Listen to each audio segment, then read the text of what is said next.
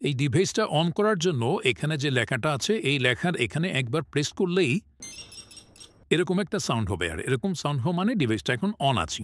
হ্যাঁ, এটা just press করে চেপে ধরে রাখতে হবে। এরকম একটা সাউন্ড হলে আমাদের ধরে নিতে হবে যে ডিভাইসটি এখন অফ হয়ে গিয়েছে। হ্যাঁ, আবার আমরা অন করি। এবার আমরা এটাকে রিসেট করব কিভাবে? রিসেট করার জন্য এই অন থাকা অবস্থায় ডিভাইসটি যদি পরপর ৬ বার প্রেস করি তাহলে রিসেট হবে। ৬ বার প্রেস করার পরে এইরকম একটা সাউন্ড হলে আমরা ধরে নেব যে ডিভাইসটি রিসেট হয়ে গিয়েছেন। তো চলুন মোবাইলে কিভাবে কানেক্ট করতে হয় সেটি দেখি। তার আগে ডিভাইসটি আমরা অফ করে দেব। ওকে, এই অবস্থায় থাকতে এখন চলুন সরাসরি মোবাইলে চলে যাই। স্মার্ট ফাইন্ডার লোকেশন ট্র্যাকারটি মোবাইলে কানেক্ট করার জন্য প্রথমে মোবাইলের ব্লুটুথ অপশন এবং মোবাইলের লোকেশন অপশনটা অন করে দেব। এরপর আমরা মোবাইলের সেটিং অপশনে চলে যাব। সেটিংয়ে ক্লিক করব। একটু নিচের দিকে আমরা স্ক্রল করে চলে আসব। এখানে গুগল নামে একটা অপশন পাবো, সেখানে ক্লিক করব। তারপরে অল সার্ভিসেস অপশনে ক্লিক করব। একটু নিচের দিকে আসব, ডিভাইসেস অপশনে ক্লিক করব। এই পর্যায়ে এসে আমরা আমাদের হাতে থাকা ডিভাইসটি একবার প্রেস করে অন করে দেব। ডিভাইসটি অন হয়ে গেছে। এখনই এখানে ডিভাইসটি শো করবে। একটু অপেক্ষা করব।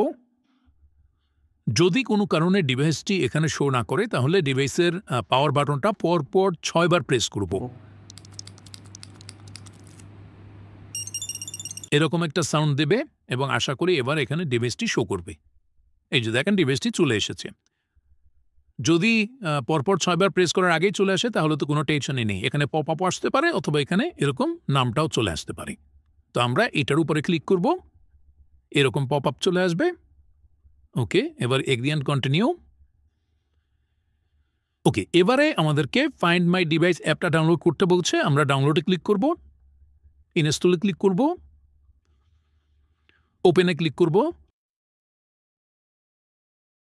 ডিভাইসের নামটা শো করছে, আমরা ডিভাইসের নামে ক্লিক করব। এখানে allow access to nearby device, এখানে ক্লিক করব, অ্যালাউ করে দিব। দেখেন ডিভাইসের লোকেশনটা কিন্তু এখন দেখাচ্ছে। এখন আপনি চাইলে জুম করে দেখতে পারেন যে আপনার লোকেশনটাই দেখাবে, কারণ ডিভাইসটা আপনার কাছেই আছে। ওকে, এবারে চাইলে আপনি ডিভাইসের নামটা রিনেম করতে পারেন। এজন্য এই সেটিং অপশনে ক্লিক করবেন। এই যে ডিভাইস নেমের এখানে এই যে কলমের মতো অপশনটা আছে এখানে ক্লিক করবেন। তাহলে আপনি যে নাম ইচ্ছা সেই নাম দিতে পারবেন। এবং আপনি ক্যাটাগরি যদি এখানে ক্লিক করেন তাহলে আপনি বাইকের জন্য না গাড়ির জন্য নাকি অন্য কিছুর জন্য সেটা এখান থেকে সিলেক্ট করে দিতে পারবেন। এই হচ্ছে মোটামুটি বিষয়। এখন যেটা জানার সেটা হচ্ছে আমরা লোকেশন দেখব কিভাবে। এটা আমরা কেটে দিলাম, সবকিছু কেটে দিলাম, আমাদের ডিভাইসটা কানেক্ট হয়ে গেছে। এবারে প্রতিবার দেখার জন্য আমরা যে অ্যাপটা ডাউনলোড করেছি ফাইন্ড ডিভাইস, এই অ্যাপটাতে ক্লিক করব। ওকে, দেখেন ডিভাইসটা শো করছে। এবারে ডিভাইসের উপরে যখনই ক্লিক করব তখনই আমাদেরকে ওই ডিভাইসের লোকেশনটা কোথায় আছে সেটা দেখাবে। আশা করি ক্লিয়ার করতে পেরেছি। আসসালামু আলাইকুম।